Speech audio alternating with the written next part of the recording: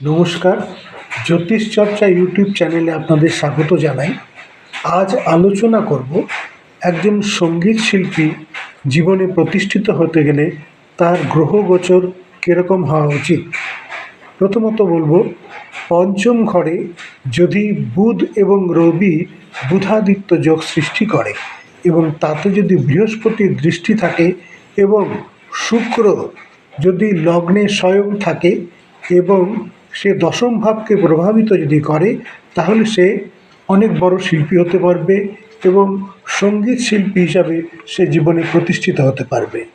দ্বিতীয়ত, চতুর্থ ও পঞ্চম ঘরে যদি বৃহস্পতি থাকে এবং শুক্র যদি স্বক্ষেত্রে তুঙ্গস্থ থাকে, তাহলে সেই জাতক নিজে গায়ক, সঙ্গীত পরিচালক, গীতিকার তথা সুরকার হয়ে প্রতিষ্ঠিত হতে পারে।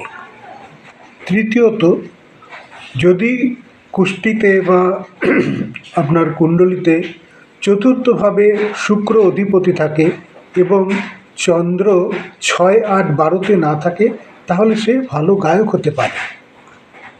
4 নম্বর পয়েন্ট, লগ্নে যদি চন্দ্রের সাথে বুধ বিরাজ করে এবং সপ্তম ঘরে যদি মঙ্গল অধিপতি থাকে, সপ্তম ঘরে মঙ্গল অধিষ্ঠিত থাকে, তাহলে সে শিল্পী গায়ক হতে পারে এবং সে চলচ্চিত্রে গায়ন করতে পারে এবং বিভিন্ন জায়গায় অনুষ্ঠানে গানের মাধ্যমে সে নিজেকে প্রতিষ্ঠিত করতে পারে।